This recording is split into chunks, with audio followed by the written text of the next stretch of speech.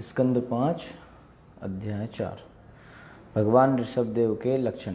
तो पिछले अध्याय में हमने देखा कि भगवान ऋषभदेव का जन्म हुआ महाराज नाभि के और उनकी पत्नी मेरु देवी के गर्भ से। ठीक है, आगे अध्याय 4 भगवान ऋषभदेव के लक्षण। तो इस अध्याय में महाराज नाभि के पुत्र ऋषभदेव के 100 पुत्रों की उत्पत्ति का वर्णन है, जिनके शासनकाल में संसार सही प्रकार से सुखी रहा। जब ऋषभदेव महाराज नाभि के पुत्र के रूप में प्रकट हुए तो लोगों ने अपने काल का महानतम एवं सुंदरतम पुरुष माना, सबसे महान और सबसे सुंदर। उनमें अंग सौष्ठव, प्रभाव, बल, उत्साह, कांति तथा अन्य दिव्य गुण अद्वितीय थे। ऋषभ शब्द श्रेष्ठ या परम का सूचक है। ऋषभ का मतलब ही यही है। तो महाराज नाभि ने अपने पुत्र के अद्वितीय गुणों के कारण ही उसका नाम ऋषभ अथवा सर्वश्रेष्ठ रखा। उनका प्रभाव अनुपम था। यद्यपि तब वर्षा का अभाव हो गया था, किंतु ऋषभदेव ने वर्षा के स्वामी स्वर्ग के राजा इंद्र की परवाह नहीं की। अपने ही सामर्थ्य से उन्होंने प्रचुर वर्षा से अजनाभ को ढक दिया। अजनाभ वर्ष। ऋषभदेव को पुत्र रूप में पाकर राजा नाभि बड़ी ही सावधानी से उसका पालन करने लगे। तत्पश्चात उन्हें राज्यभार सौंपकर वे गृहस्थ जीवन से विरक्त हो गए और बद्रिकाश्रम में रहकर पूरी तरह से भगवान वासुदेव की उपासना में लग गए। ठीक है,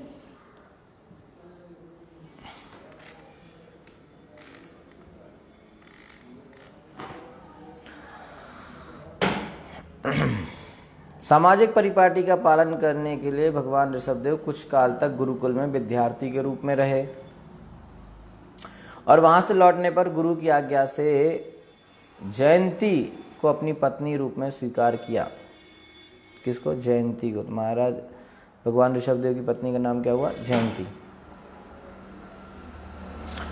और जयंती को अपनी पत्नी के रूप में स्वीकार किया, जो स्वर्ग के राजा इंद्र द्वारा उन्हें प्रदत्त की गई थी। जयंती से उनके 100 पुत्र उत्पन्न हुए। इनमें से सबसे ज्येष्ठ पुत्र का नाम भरत था। महाराज भरत के शासन काल से यह लोक भारतवर्ष कहलाया। भरत, इन महाराज भरत की वजह से इस जगह का नाम क्या हो गया? भारतवर्ष, इस लोक का।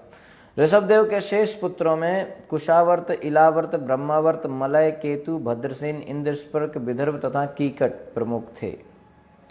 अन्य पुत्रों के नाम कवि, हवि, अंतरिक्ष, प्रबुद्ध, पिपलायन, आविर्होत्र, दुर्मिल, चमस तथा करवाजन थे।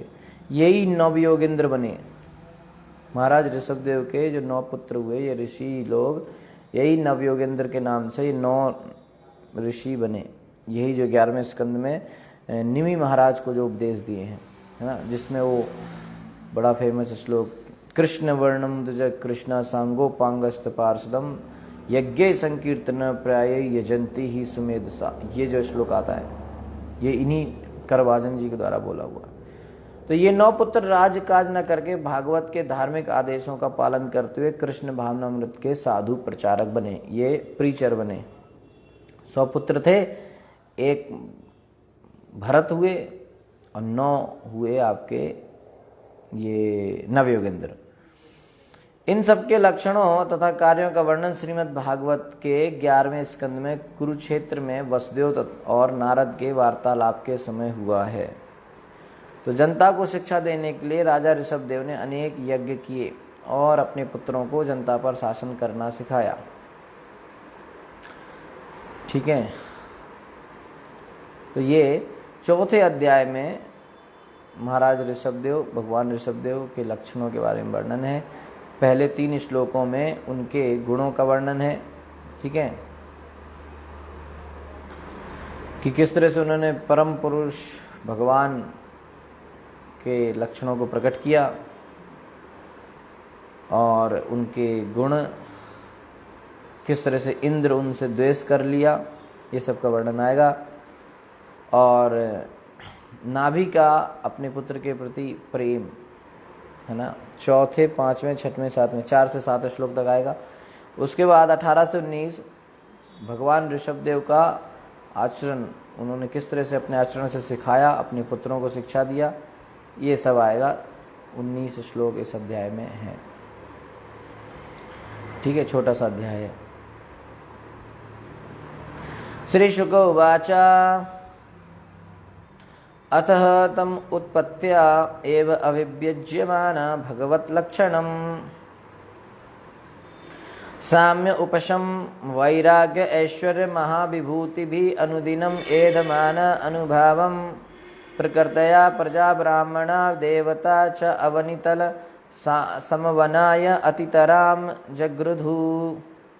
श्री शुकवाच, श्री शुकदेव गोस्वामी ने कहा, अतः इस प्रकार भगवान के प्रकट होने के अनंतर तम उसको उत्पत्त्या आविर्भाव काल से एव ही अभिव्यज्यमान प्रकट रूप में भगवत लक्षणम, भगवान जैसे लक्षणों से युक्त साम्य समभाव वाला उपशम इंद्रियों तथा मन को वश में करते समय पूर्णतया शांत वैराग्य गृह त्याग ऐश्वर्य महाविभूति भी महान गुणों के कारण अनुदिनम दिन प्रतिदिन एदमाना बढ़ता हुआ अनुभावम उसकी शक्ति प्रकृत्या मंत्रीगण प्रजा नागरिक ब्राह्मण ब्रह्मा को जानने वाले विद्वान देवतागण च तथा अवनीतल पृथ्वी पर सम बनाए शासन करने के लिए अतितराम उत्कट जगृधु अभिलाषा होने लगी। श्री सुखदेव गोस्वामी ने कहा कि जन्म से ही महाराज नाभि के पुत्र में भगवान के लक्षण प्रकट थे। जन्म से ही, यथा जैसे कौन से लक्षण, जैसे चरण तल के चिन्ह, भगवान ऋषभदेव के चरणों में चिन्ह थे। कैसे? ध्वज, वज्र इत्यादि, ये सब भगवान के चरणों में होते हैं। यह पुत्र सबों के साथ संभाव रखने वाला और अत्यंत शांत स्वभाव का था। यह अपनी इंद्रियों तथा मन को वश में कर सकता था और परम ऐश्वर्यवान होने के कारण उसे भौतिक सुख की लिप्सा नहीं थी। इन समस्त गुणों से संपन्न होने के कारण महाराज नाभि का पुत्र दिनों दिन शक्तिशाली बनता गया। फलतः समस्त नागरिकों, विद्वान ब्राह्मणों, देवताओं तथा मंत्रियों ने चाहा कि ऋषभदेव पृथ्वी के शासक बने। सबकी इच्छा थी कि भगवान ऋषभदेव राज्य करें।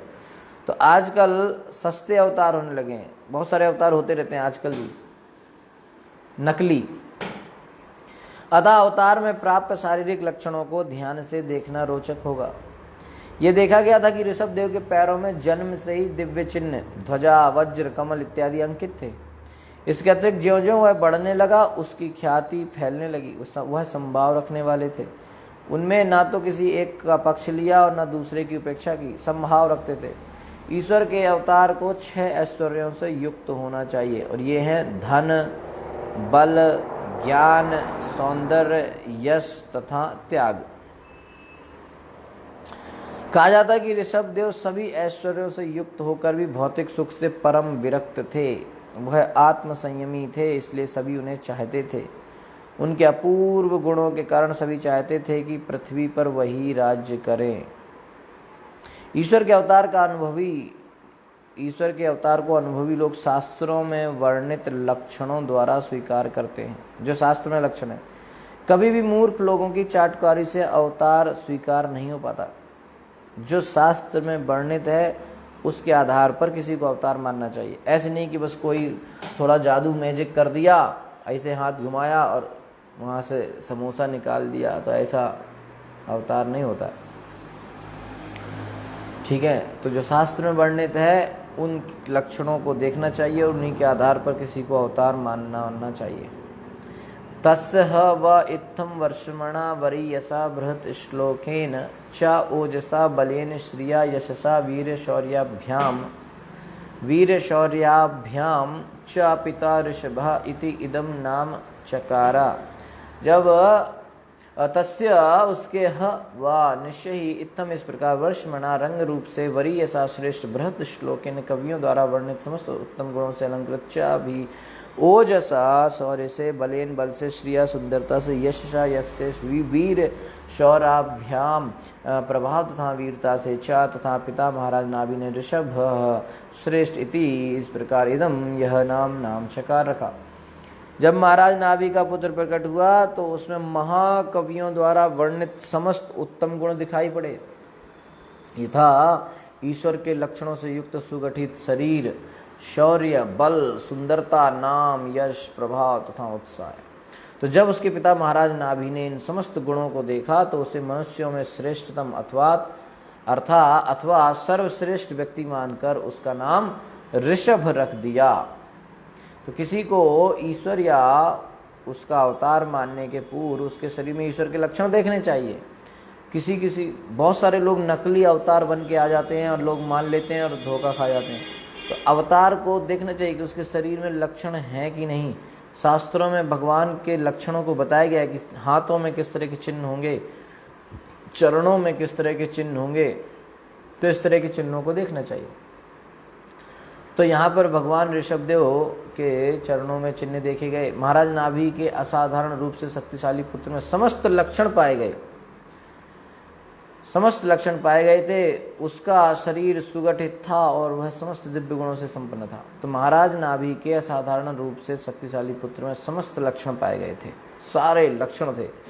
वह प्रभावशाली थे और अपने मन तथा इंद्रियों को वश में करने वाले थे। फलस्वरूप उसका नाम क्या रखा गया? ऋषभ, जिनसे यह सूचित होता है कि वह सर्वश्रेष्ठ मनुष्य थे। यस्य ही इंद्रः स्पर्धमानः भगवान वर्षे नववर्षतत् अवधार्य भगवान ऋषभदेव ईश्वरा प्रहर्ष्य आत्मयोग मायया स्ववर्षम अजनाभम नाम अभ्यवर्षत। यस्य, जिसका ही निस्संदेह इंद्र, स्वर्ग का राजा इंद्र, स्पर्धमाना ईर्ष्या के कारण भगवान परम ऐश्वर्यवान वर्षे भारतवर्ष में नववर्ष वर्षा नहीं की, तत्व अवधार्य जानते हुए भगवान ऋषभदेव योग ईश्वरा समस्त योग के स्वामी प्रहस्य हस्ते आत्मयोग माया अपने आत्मबल से स्ववर्षम अपने देश पर अजनाम नामक अभ्यवर्ष जल की वर्षा की। भौतिक रूप से महान ऐश्वर्यशाली स्वर्ग का राजा इंद्र राजा ऋषभदेव से ईर्ष्या करने लगा, अतः उसने भारतवर्ष नामक लोक पर जल बरसाना बंद कर दिया। उस समय समस्त योगों के स्वामी भगवान ऋषभदेव इंद्र का प्रयोजन समझ गए और थोड़ा मुस्कुराए। वो जान गए इंद्र के बारे में, भगवान है, सब समझते हैं। तब उन्होंने अपने शौर्य तथा योग माया से अजनाब नाम से विख्यात अपने देश में अत्यधिक वर्षा की। इंद्र तो ईर्ष्यावश वर्षा नहीं किया, है ना। तो भारतवर्ष में जहाँ पे महाराज भगवान ऋषभदेव थे, तो भगवान ऋषभदेव से ईर्ष्या करने लगा और उसने वर्षा नहीं करी। तो भगवान समझ गए कि इंद्र क्या चाह रहा है। तो उन्होंने क्या किया कि अपने आप ही वर्षा करवा दी। भगवान है, उनके लिए वर्षा कराना कौन सी बड़ी बात है। इंद्र को भी वर्षा करने की पावर भगवान ने दे रखी है, लेकिन वो भूल जाते हैं, कभी कभी थोड़ा अभिमान में आ जाते हैं, है ना। तो यहाँ वर्षा नहीं कर रहे हैं, वहाँ वृंदावन में वर्षा किया तो वहाँ भगवान ने छाता लगा लिया गोवर्धन का, गिरिराज गोवर्धन की जाए। तो इस श्लोक में भगवान शब्द 2 बार प्रयुक्त हुआ है। इंद्र तथा भगवान के अवतार ऋषभदेव, इन दोनों को भगवान कहा गया है। कभी कभी नारद तथा ब्रह्मा भी भगवान कहकर संबोधित किए जाते हैं। भगवान का शाब्दिक अर्थ है ब्रह्मा, शिव, नारद तथा इंद्र के समान अत्यंत ऐश्वर्यवान एवं शक्तिशाली व्यक्ति। अपने अद्वितीय वैभव के कारण ये सभी भगवान कहे जाते हैं। तो राजा ऋषभदेव भगवान के अवतार थे, अतः वे आदि भगवान थे।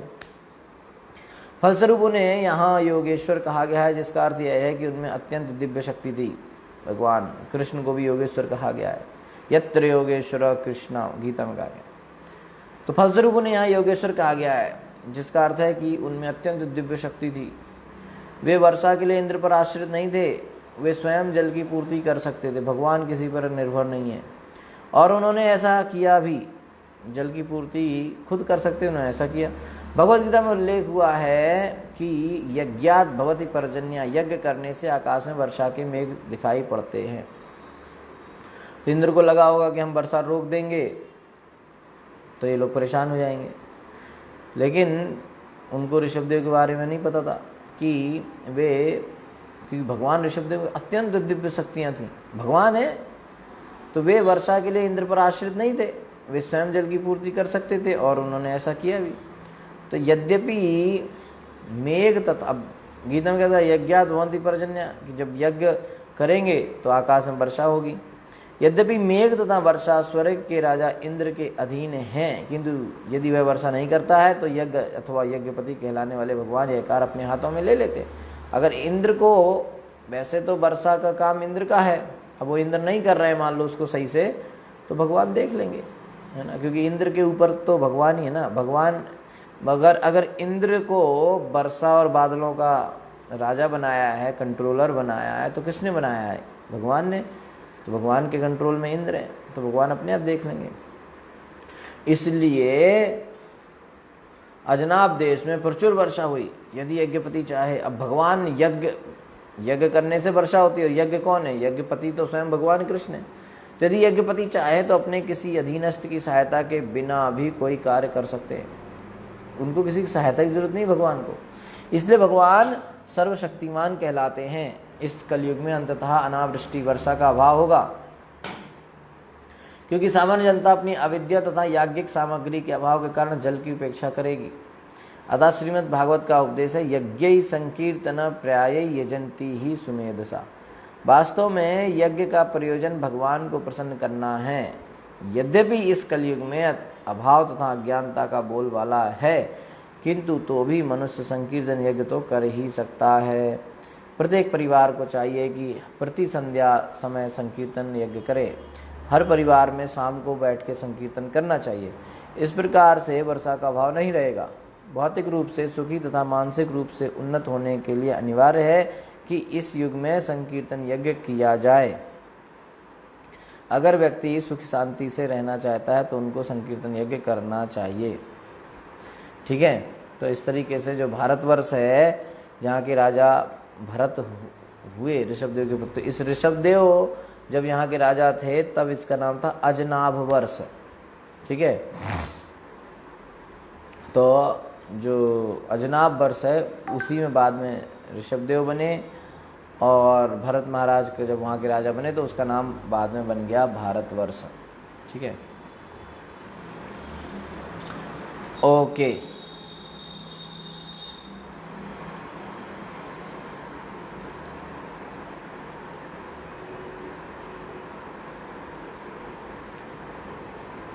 ठीक है, चौथे श्लोक से 7वें श्लोक तक महाराज नाभि का अपने पुत्र ऋषभदेव के प्रति वात्सल्य का वर्णन है। तो इसको हम लोग कल करेंगे चौथे श्लोक से आगे। Hare Krishna. Thank you so much. शिल प्रभुपाद की जय। ग्रंथराज श्रीमद् भागवतम की जय।